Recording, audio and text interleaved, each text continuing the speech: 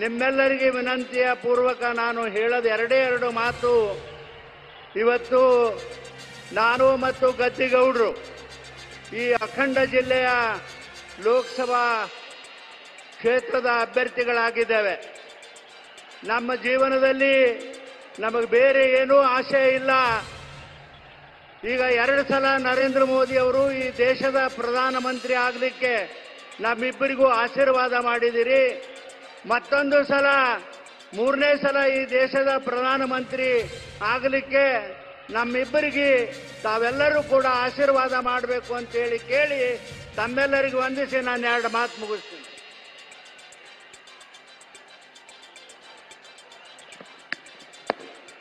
नमस्कार, नमस्ते, a very pleasant morning to one and all. स्वागत कीजिए तालियों की गूंज से आदरणीय प्रधानमंत्री श्री नरेंद्र मोदी जी बागलकोट पधारे हैं. ಬಾಗಲಕೋಟೆಗೆ ಆಗಮನಿಸಿದ ಸನ್ಮಾನ್ಯ ಪ್ರಧಾನಮಂತ್ರಿ ಶ್ರೀ ನರೇಂದ್ರ ಮೋದಿ ಅವರನ್ನು ಜೋರಾದ ಚಪ್ಪಾಳೆಯೊಂದಿಗೆ ಸ್ವಾಗತಿಸೋಣ. जिनके एक एक कदम राष्ट्र विकास की ओर तेजी से बढ़ रहा है, जिनसे हमारी आत्मविश्वास बढ़ा है, राष्ट्र और विश्व का विश्वास बढ़ा है, जिनके मानव कल्याण नीतियों से और वसुधैव कुटुंब का साकार होते हुए देखकर स्वागत है ऐसे यशस्वी प्रधानमंत्री जी का और विश्व नेता का. जगमेಚ್ಚಿದ ನಾಯಕ ನಮ್ಮ ಹೆಮ್ಮೆಯ ಪ್ರಧಾನಮಂತ್ರಿ ನರೇಂದ್ರ ಮೋದಿ ಅವರಿಗೆ ಜಯವಾಗಲಿ. अब की बार बोलो भारत माता की.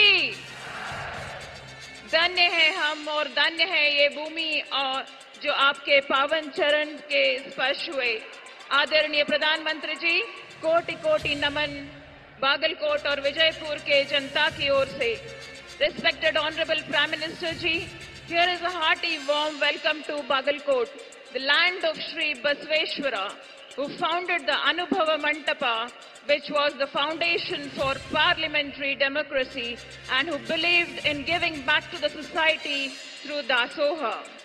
And also the principle of Kayakave Kailasa, ardently followed by Your Highness. Thank you, Honorable Prime Minister ji, for spreading the principles of Shri Basveshwara worldwide. बहुत बहुत आभार. Honorable Prime Minister ji, the way your kind self makes sure that women get all the rights, are secure, respected and empowered is very much gratifying. Thank you, Honorable Prime Minister ji, for recognizing our strengths and pushing us forward with all the Mahila PM schemes which have benefited millions of them. बहुत बहुत आभार.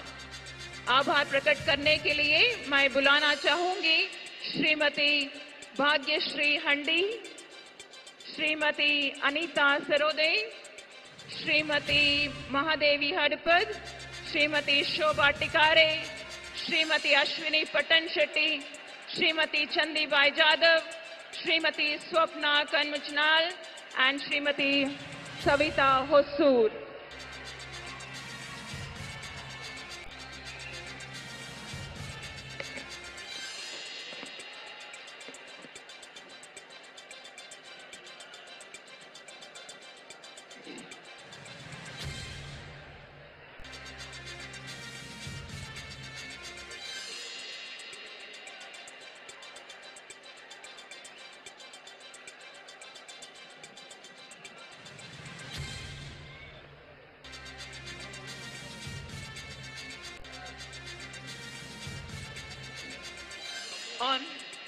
बोलो भारत माता की.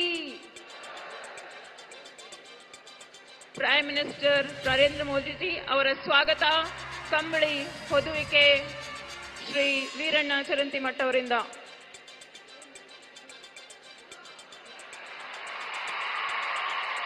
ಕಾಣಿಕೆ ಶ್ರೀ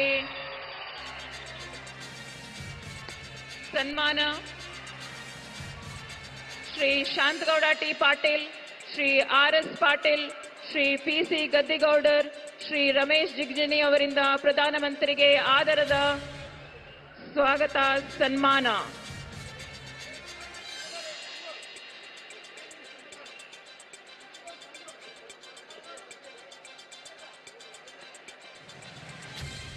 ಕಂಬಳಿ ಹೊದುವಿಕೆ, ಕಾಮಧೇನು ಮೂರ್ತಿ ಮತ್ತು ಭಗವಾನ್ ಶ್ರೀ ಲಲ್ಲಾ ಚಿತ್ರಕಲೆ ನೀಡಿ ಗೌರವಿಸಲಾಗಿದೆ ಮತ್ತು ಪ್ರಧಾನಿಯವರಿಗೆ ಒಂದು ಬಸವಣ್ಣನ ಸೆಂಗೋಲ್, ಬಾಗಲಕೋಟ್, ವಿಜಯಪುರದ ಪ್ರತಿಯಾಗಿ ಕಾಣಿಕೆಯನ್ನು ಕೊಡಲಾಗಿದೆ.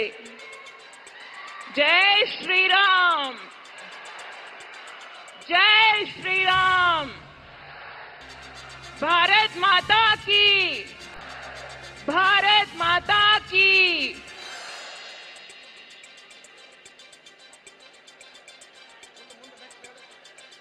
Honorable Prime Minister ji, thank you for the movement called Sabka Saath, Sabka Vikas, Sabka Vishwas, Sabka Prayas. Here I call upon former Karnataka Chief Minister Shri B.S. Yediyurappa to show our solidarity. ಕರ್ನಾಟಕದ ಮಾಜಿ ಮುಖ್ಯಮಂತ್ರಿಯಾದ ಮಾನ್ಯ Shri B.S. ಯಡಿಯೂರಪ್ಪನವರು ನಮ್ಮನ್ನಲ್ಲಿ ಉದ್ದೇಶಿಸಿ ಮಾತನಾಡಲು ವಿನಂತಿಸುತ್ತೇನೆ.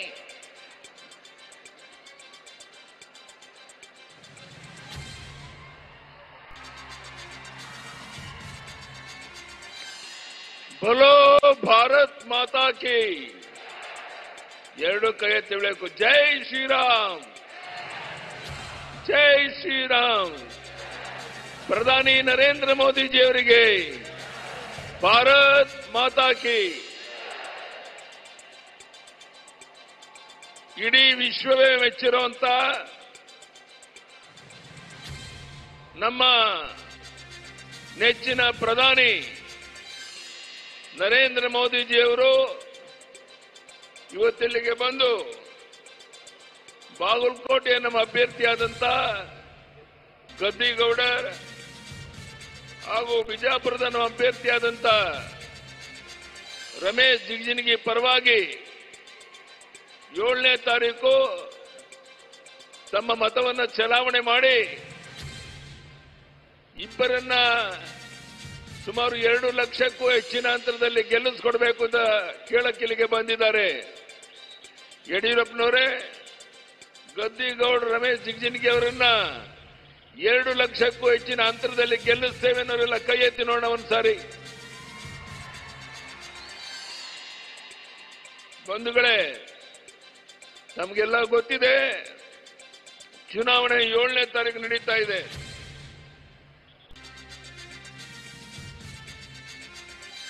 ರಾಜ್ಯದಲ್ಲಿ ಭೀಕರ ಬರಗಾಲ, ಕುಡಿಯೋ ನೀರಿನ ಹಾಹಾಕಾರ, ಜಲಾಶಯಗಳಲ್ಲಿ ನೀರಿಲ್ಲ, ರೈತ ಸಂಕಷ್ಟದಲ್ಲಿದ್ದಾನೆ, 100ಕ್ಕೆ 90 ಭಾಗ ಬಿತ್ತನೆ ಆಗಿಲ್ಲ. ಇಂಥ ದಾರುಣ ಪರಿಸ್ಥಿತಿ ಇದ್ರೂ ಸಹ ಈ ಸರ್ಕಾರ ಕೈ ಕಟ್ಟಿ ಕುಂತಿದೆ. ಎಲ್ಲಕ್ಕೂ ಡೆಲ್ಲಿ ಕಡೆ ಕೈ ಜೋಡಿಸುವಂತ ಪ್ರಯತ್ನ ಮಾಡ್ತಾ ಇದೆ. ಇಂಥ ಬೇಜವಾಬ್ದಾರಿ ಸರ್ಕಾರ ಕರ್ನಾಟಕದಲ್ಲಿ ಮುಂದುವರಿಯುವಂತ ಯಾವುದೇ ನೈತಿಕ ಹಕ್ಕಿಲ್ಲ. ಈ ರೀತಿಯ ಒಂದು ವಿಷಮ ಪರಿಸ್ಥಿತಿನಲ್ಲಿ ಕೇಂದ್ರ ಸರ್ಕಾರ ಏನು ಸಹಕಾರವನ್ನು ನೀಡಬೇಕು ಅದನ್ನು ನೀಡಿದೆ. ಆದರೂ ಸಹ ದುರುದ್ದೇಶದಿಂದ ನಿನ್ನೆ ಸತ್ಯಾಗ್ರಹ ಮಾಡೋದ್ರ ಮೂಲಕ ತಮ್ಮ ಕೀಳು ಮಟ್ಟದ ವರ್ತನೆಯನ್ನು ಕಾಂಗ್ರೆಸ್ನವರು ತೋರಿಸಿದ್ದಾರೆ. ಇದನ್ನ ಸಹಿಸಕ್ಕೆ ಸಾಧ್ಯ ಇಲ್ಲ.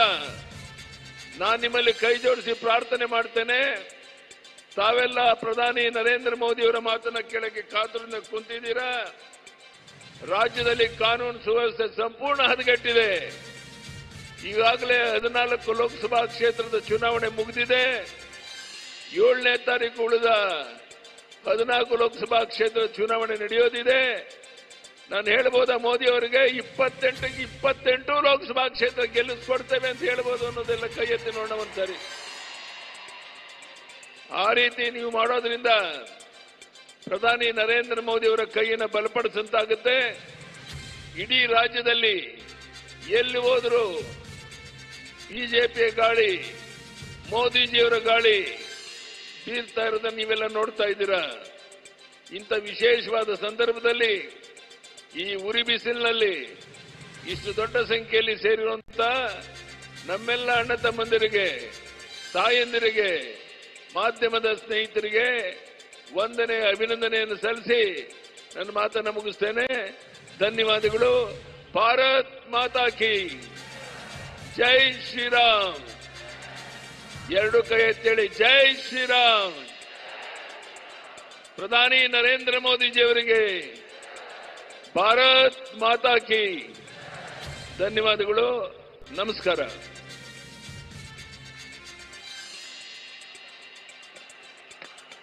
ಬಾಗಲಕೋಟ್ ವಿಜಯಪುರ ಜನತೆ ಕಾತುರದಿಂದ ಕಾಯುತ್ತಿದ್ದ ಕ್ಷಣ ಈ ಕ್ಷಣ.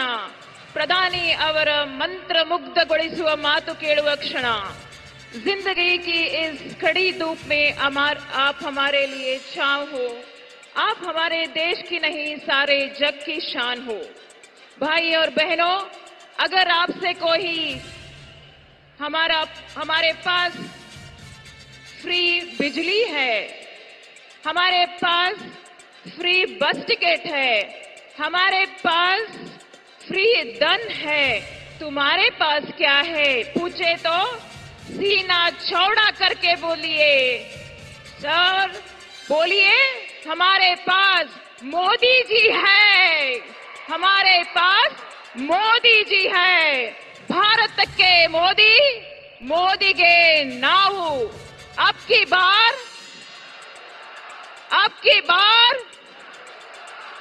may I request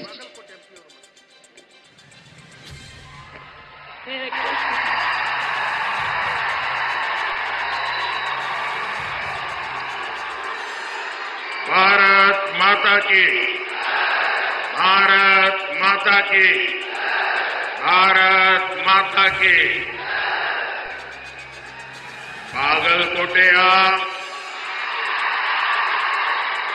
ಮತ್ತು ವಿಜಯಪುರದ ನನ್ನ ಸೋದರ ಸೋದರಿಯರಿಗೆ ನಮಸ್ಕಾರಗಳು. मैं मां बनशंकरी को प्रणाम करता हूं. इस मन से गुरु बसवन्ना और सिद्धेश्वर स्वामी को भी नमन करता हूं. साथियों, आज सुबह ही हमें एक दुखद खबर मिली है. संसद में मेरे साथी बीजेपी के वरिष्ठ नेता और सामाजिक न्याय के अग्रणी सिपाही श्रीनिवास प्रसाद जी अब हमारे बीच नहीं रहे. श्रीनिवास प्रसाद जी कर्नाटका की चामराजनगर से सांसद थे. श्रीनिवास जी जमीन से जुड़े नेता थे, सच्चे अर्थ में जननेता थे. अपने इतने दशकों के सामाजिक जीवन में उन्होंने हर क्षण गरीबों, शोषितों, वंचितों की सेवा की. उन्होंने केंद्र और राज्य सरकार में कई अहम मंत्रालयों को भी दायित्व संभाला था. दलित वर्ग के सामाजिक उत्थान के लिए उन्होंने जो प्रयास किए, उन्हें हमेशा याद किया जाएगा. ईश्वर उन्हें सद्गति दे. उनके परिवार और समर्थकों के साथ मेरी संवेदनाएं हैं. साथियों, 2024 का चुनाव भारत का भविष्य तय करेगा. ये चुनाव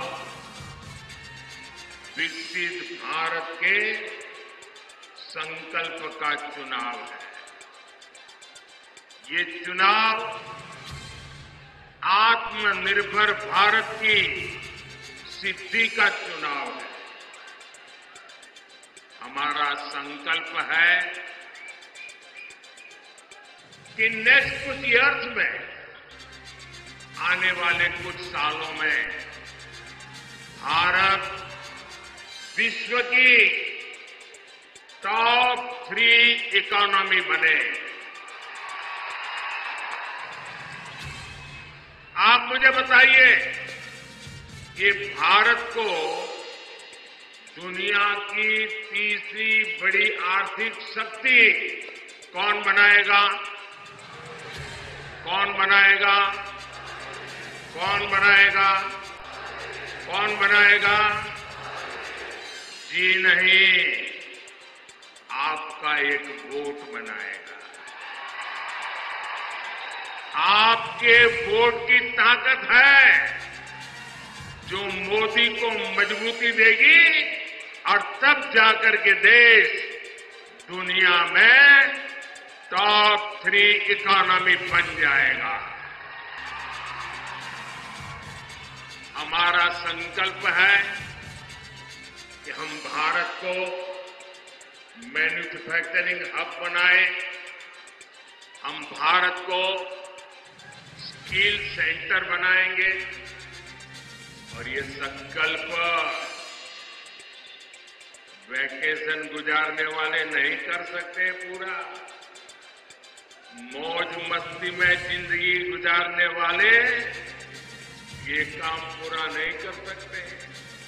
इसके लिए तो विजन चाहिए और विजन के लिए जिंदगी चाहिए खपाने के लिए। जब विजन के लिए जीवन खपाते हैं और जब एक लक्ष्य को लेकर, एक संकल्प को लेकर 24/7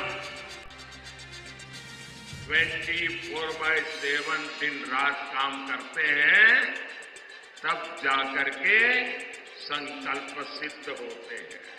और इसलिए मोदी का विजन भी क्लियर है और मोदी का जीवन भी 24/7 और 2047।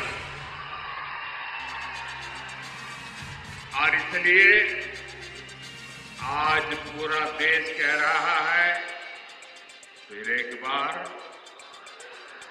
फिर एक बार, फिर एक बार, फिर एक बार, फिर एक बार। जरा एसपीजी वाले ये बच्ची एक तस्वीर लेके आई है, कब से खड़ी रही है, उसकी तस्वीर ले लीजिए। बेटा please write down your name and address. मैं आपको चिट्ठी जरूर भेजूंगा। जरा उनसे एसपीजी के लोग फोटो ले लेना। आप हाथ नीचे करो बेटा, वो ले लेंगे। अब आप हाथ थक जाएगा आपका। हाँ।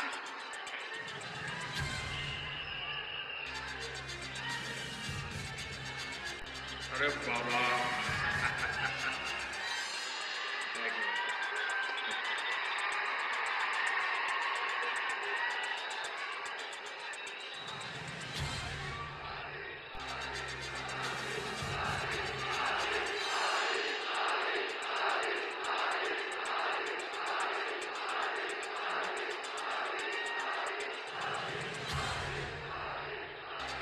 साथियों,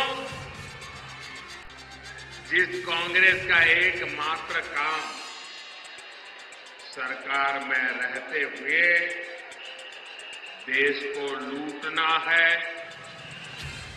उसे क्या आप इतने बड़े देश की जिम्मेवारी दे सकते हैं?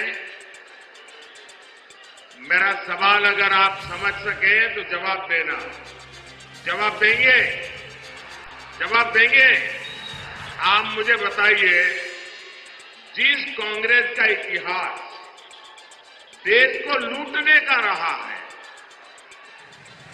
क्या ऐसी कांग्रेस के हाथ में अब हम इतना बड़ा देश दे सकते हैं क्या? कांग्रेस के हाथ में देश दे सकते हैं क्या? कांग्रेस ने 60 साल के अपने शासन में जो उनकी पहचान बनी है, वो उनके पापों के कारण बनी है।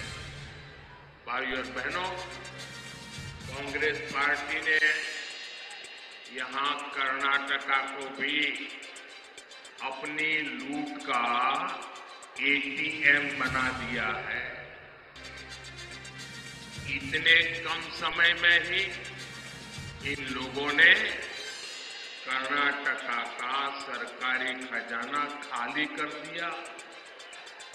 हालत ये हो गई है कि विधायकों को विकास के लिए मिलने वाली विधायक निधि का पैसा तक समय से नहीं मिल पा रहा है।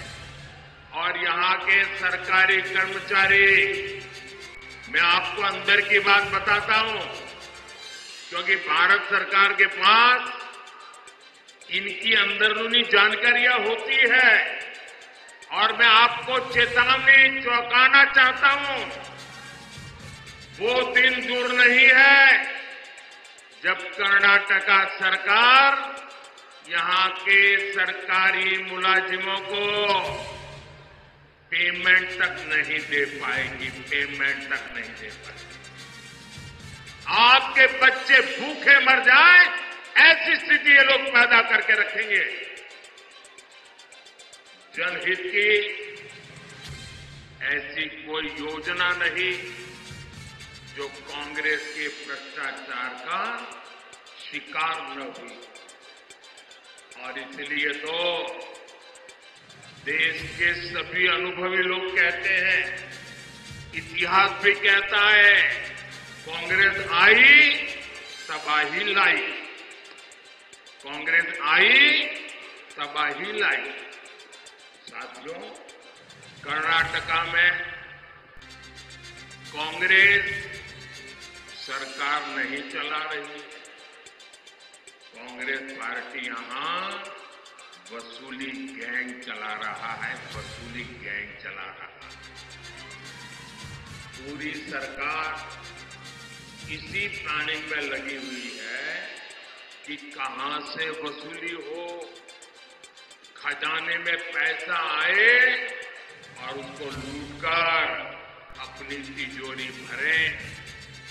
हमारा कर्नाटका और बेंगलुरु, जिसे दुनिया में टैक्स हब पर जाना जाता है, टैक्स हब के रूप में पूरे विश्व में हमारे कर्नाटका ने देश का नाम ऊंचा किया।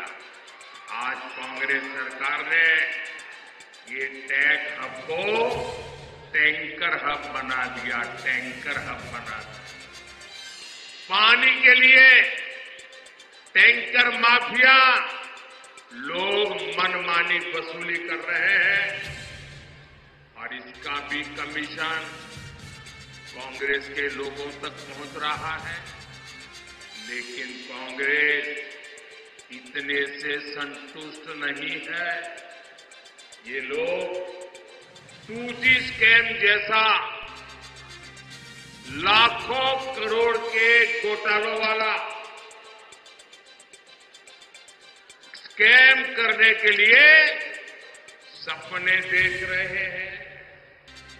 आप मुझे बताइए, 7 मई को कर्नाटका को लूटने वालों को सजा मिलनी चाहिए कि नहीं मिलनी चाहिए? सजा मिलनी चाहिए कि नहीं मिलनी चाहिए? कांग्रेस के भ्रष्टाचार का हिसाब करना चाहिए कि नहीं करना चाहिए? चून चून करके कांग्रेस को साफ करना चाहिए कि नहीं करना चाहिए? करेंगे, पूरे कर्नाटका में कर देंगे, हमारे बागलकोट में भी कर देंगे, पूरे इस क्षेत्र में कर देंगे। साथियों, मोदी जनता के बीच अपना रिपोर्ट कार्ड को लेकर आता है। हमने कर्नाटका और उस क्षेत्र के लिए कितना काम किया, ये भी आपके सामने है। हमारी सरकार कर्नाटका में कई एयरपोर्ट बना रही है। इनमें से एक बीजापुर में भी तैयार हो रहा है। बागलकोट रेलवे स्टेशन को अमृत स्टेशन के रूप में डेवलप किया जा रहा है। बागलकोट से गुजर रहे नेशनल हाईवे को चौड़ा किया जा रहा है। इससे बादामी, पट्टदकल और आईहोले जैसे ऐतिहासिक जगहों पर पर्यटन को बढ़ावा मिलेगा। साथियों, पिछले 10 वर्षों में मोदी ने उस वर्ग की चिंता की है जिसे कांग्रेस ने बदहाली का जीवन जीने पर मजबूर कर दिया था। आज ये लोग बयान देते हैं और पता नहीं क्या क्या बोल रहे हैं। ये कहते हैं एक झटके में गरीबी हटा देंगे। अरे 60 साल हो गए, तुम कुछ नहीं कर पाए यार, तो क्यों ऐसे दावे मार रहे हो? इनकी कई पीढ़ियां इस बात का गवाह है कि वंचित वर्ग के लिए इनकी मानसिकता क्या रही। करोड़ों परिवार इस देश में जीवन की मूलभूत जरूरतों से वंचित हैं। उनके दुख, उनकी तकलीफ से कांग्रेस और उनके साथियों के कोई वास्ता नहीं था। आप कल्पना कर सकते हैं, मोदी के आने के पहले हमारे देश में 18,000 विलेजेज ऐसे थे जहां बिजली का खंभा भी नहीं पहुंचा था। 18,000 गांव।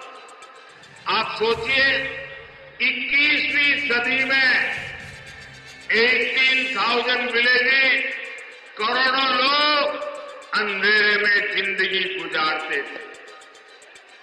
रात होते ही गांव में सन्नाटा पसर जाता था, जानवरों का खतरा रहता था।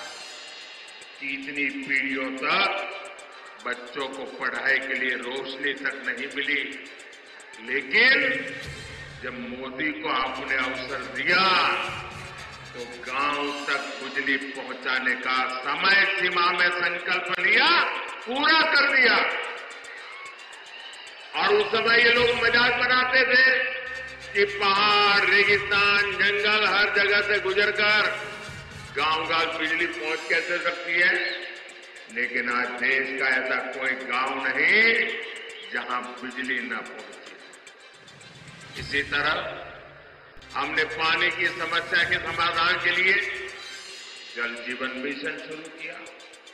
जल जीवन मिशन की शुरुआत से पहले देश में केवल 16% घरों में, 16% घरों में नल से जल का कनेक्शन था। 16%। आजादी के इतने सालों के बाद भी सिर्फ 16%। मोदी ने 5 इयर्स में 75% से ज्यादा घरों तक पानी पहुंचा दिया। 70 ईयर केवल 3 करोड़ कनेक्शन और 5 ईयर में 11 करोड़ कनेक्शन। ये काम मोदी करता है। क्या ये काम मोदी के आने पहले हो नहीं सकता था क्या? वही सरकार, वही नियम, वही फाइलें, वही दफ्तर, क्या आप नहीं कर सकते थे? मोदी ने करके दिखाया। और इसलिए भाइयों बहनों, आपको तय करना है कि देश कैसे लोगों के हाथ में देना है। भाइयों बहनों, काम हो सकता है। जब कांग्रेस को गरीब की, वंचित की रत्ती पर थोड़ी सी भी चिंता होती, लेकिन कांग्रेस को कभी गरीब की, वंचित की, दलित की, पिछड़ों की उनको परवाह ही नहीं थी। साथियों, कांग्रेस का यही रवैया हमारे बॉर्डर विलेजेस के लेकर रहा। सीमावर्ती गांवों को कांग्रेस सरकारें जानबूझकर विकास से वंचित रखती थी, वैसे अपनी रणनीति का हिस्सा बताते थे। यानी करोड़ों लोगों को कांग्रेस ने अपनी राजनीति के तहत बदहाली का जीवन जीने के लिए मजबूर कर रखा था। मोदी ने ये विकास विरोधी सोच बदली।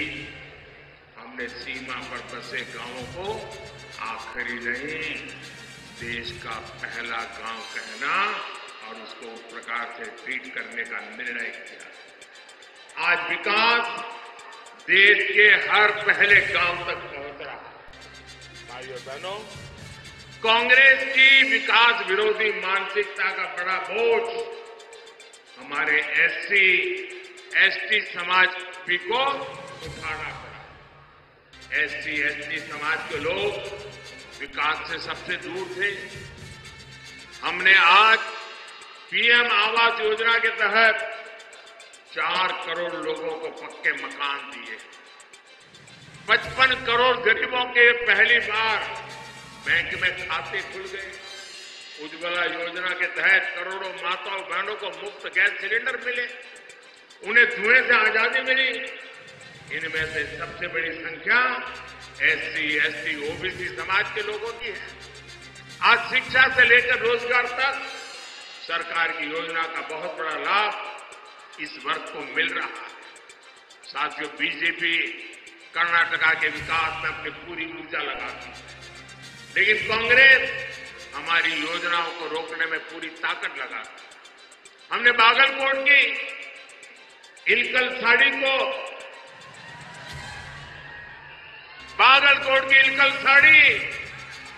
उसको वन डिस्ट्रिक्ट वन प्रोडक्ट योजना में शामिल किया, ताकि यहां के बुनकरों को, जिन्हें आप नेकाना कहते हैं, उनकी इनकम बढ़े।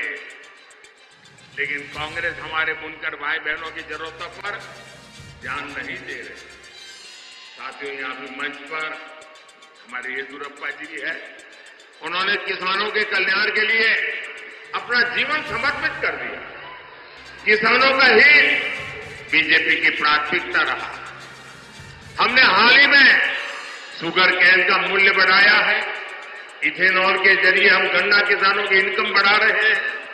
लेकिन कर्नाटका सरकार ने सिंचाई परियोजनाओं को रोककर पानी का संकट खड़ा करके किसानों को परेशानी में डाल दिया है।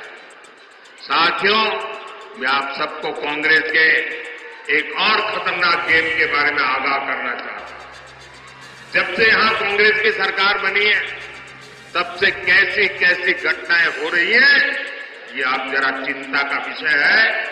उसको एक साथ जोड़ करके देखिए, उसको टुकड़ों में मत देखना। आप सोचिए भाइयों बहनों, हुगली में क्या हुआ, हमारी एक बेटी के साथ क्या हुआ।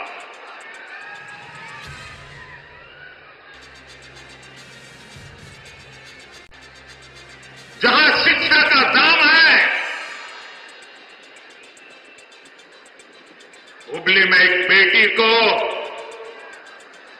एक के बाद एक चाकू के घाव मार दिए जाए, वो दृश्य देखकर हर किसी का दिल दहल गया। लेकिन यहां की पूरी सरकार वोट बैंक को बचाने के लिए बेटी के सम्मान पर ही हमला करने में जुट गई। तुष्टीकरण के लिए कांग्रेस किसी भी हद को पार कर सकती है। साथियों, कर्नाटका में कट्टरपंथी ताकतें बेलगाम हुई है। कोई दुकानदार अपनी दुकान के भीतर हनुमान चालीसा सुनता है तो उस पर हमला हो जाता है।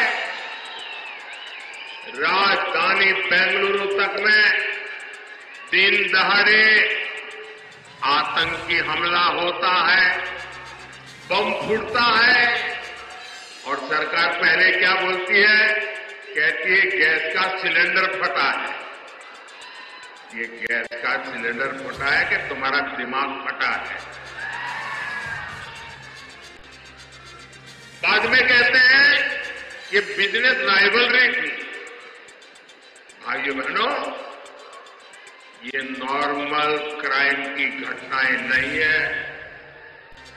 ये आतंकवाद की, कट्टरतावाद की मानसिकता है और कांग्रेस सिर्फ वोट पाने के लिए इस मेंटालिटी को प्रोटेक्ट कर रही है, प्रमोट कर रही है।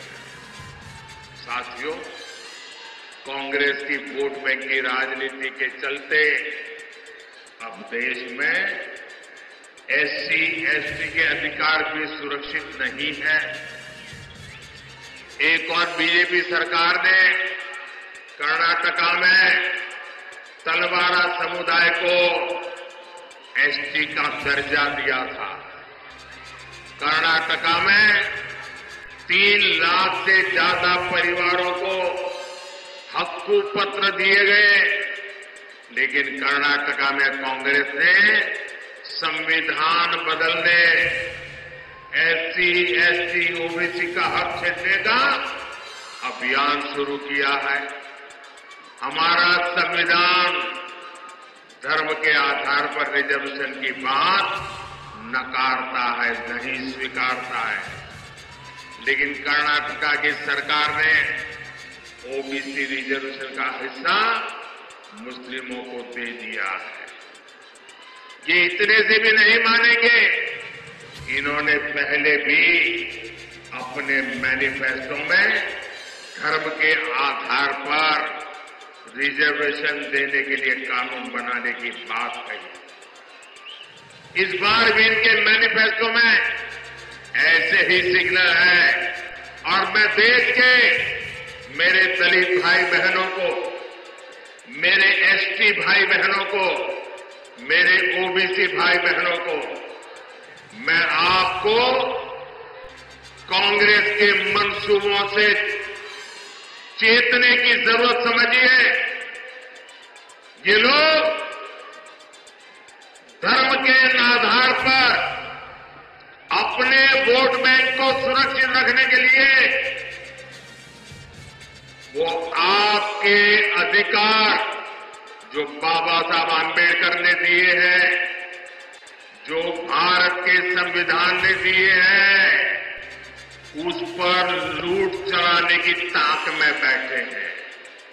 उनको लगता है कि आज पार्लियामेंट में सबसे ज्यादा एससी एमपी बीजेपी के हैं, सबसे ज्यादा एसटी एमपी बीजेपी के हैं, सबसे ज्यादा ओबीसी एमपी बीजेपी के हैं और इसलिए उनको लगता है अब एससी, एसटी, ओबीसी तो बीजेपी का हो गया और अब माइनॉरिटी के ऊपर भरोसा करने के लिए एससी, एसटी, ओबीसी का लूटो, माइनॉरिटी को दे दो।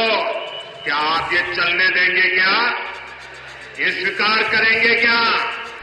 और मैं मेरे दलित भाई बहनों को, मैं मेरे आदिवासी भाई बहनों को, मैं मेरे ओबीसी भाई बहनों को आज गारंटी देता हूं, मैं कांग्रेस के ऐसे किसी मंसूबों को सिद्ध नहीं होने दूंगा। आपके अधिकारों की रक्षा के लिए, आपके आरक्षण की रक्षा के लिए मोदी किसी भी हद तक जाएगा, ये मैं आपको विश्वास दिलाता हूं। साथियों, आजकल एक और चिंता का विषय मैं आपके सामने रखना चाहता हूं। सोशल मीडिया का जमाना है, टेक्नोलॉजी का जमाना है और बहुत सी चीजें व्हाट्सएप पर, एक्स पर, सब पर आती रहती हैं और हम भी कभी देखे बिना फॉरवर्ड कर देते हैं। मैं सबसे पहले सोशल मीडिया के प्लेटफॉर्म पर काम कर रहा आया। आज दुनिया में भी सबसे ज्यादा फॉलोवर अगर किसी के हैं तो जो पहले 2-3 नाम है उसमें आपका एक मोदी है, क्योंकि मैंने इस ताकत का सदुपयोग किया, समाज से जुड़ने के लिए उपयोग किया, समाज की भावनाओं को समझने के लिए उपयोग किया, सही बात पहुंचाने के लिए उपयोग किया।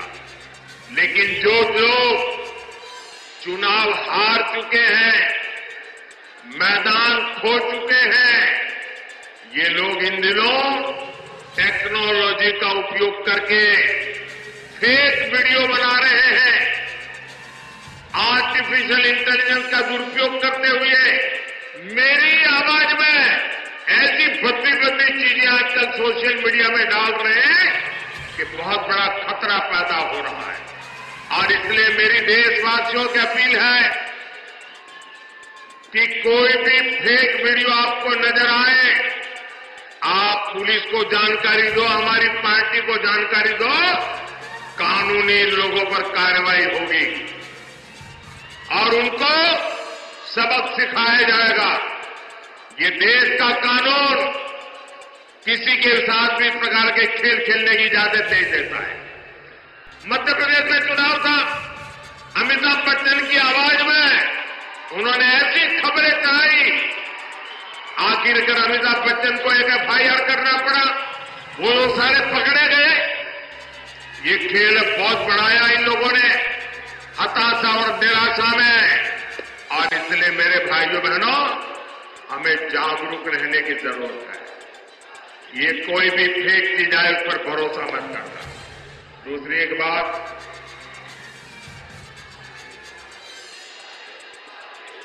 देखिए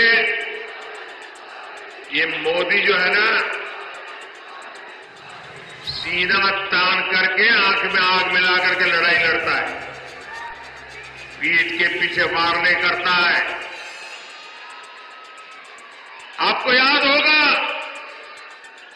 हमारे देश में अचानक एक बार बागलकोट की चर्चा शुरू हो गई थी, आपको याद होगा। जब मैंने बालाकोट में एयर स्ट्राइक किया तो बहुत लोगों को समझ नहीं आया बालाकोट है कहां, तो बागलकोट को ही बालाकोट बांध करके यहां बम गिरे यहां बम गिरे चलाया, आधा पौना घंटा ऐसे ही चला। भाइयों बहनों, मैंने बालाकोट पर एयर स्ट्राइक किया, चोरी छुपे के नहीं किया, एयर स्ट्राइक कर करके प्रेस कॉन्फ्रेंस करके बताया कि आज हमने ऐसा ऐसा किया है और दुश्मन का इतना इतना नुकसान किया है। इतना ही नहीं, जब हमने एयर स्ट्राइक किया तो मैंने प्रेस को बुला के रखा था और फौज के लोगों को कहा था कि 11 बजे प्रेस को बताना है, लेकिन मैंने कहा कि उसके पहले मैं पाकिस्तान को टेलीफोन करके सूचना दूंगा कि आज हमने रात को एयर स्ट्राइक की है, तुम्हारे इतने लोगों को मारा, इतनी तबाही की है, उसको बता दूंगा, छुपाऊंगा नहीं। लेकिन पाकिस्तान वाले टेलीफोन पर ही नहीं आते थे, तो मैंने कहा इंतजार करो, हमारे फौज का लोग इंतजार करते थे। करीब 12 बजे बात हुई, उसके बाद मैंने दुनिया को बताया कि मैंने रात को एयर स्ट्राइक किया है और पाकिस्तान के छक्के छुड़वा दिए हैं। भाइयों बहनों, ये मोदी छुपाता नहीं है, न मोदी छिप करके बाहर करता है, जो भी करता है सामने से करता है, देश के लिए करता है। और आज भी जो लोग मेरे देश के निर्दोष नागरिकों को मारने की हरकत करेंगे, ये नया भारत है, घर में घुस करके मारेगा। साथियों, 7 मई को आपका वोट बैंक की राजनीति करने वालों को जवाब देगा। आपका वोट विकसित कर्नाटका, विकसित भारत की गारंटी बनेगा।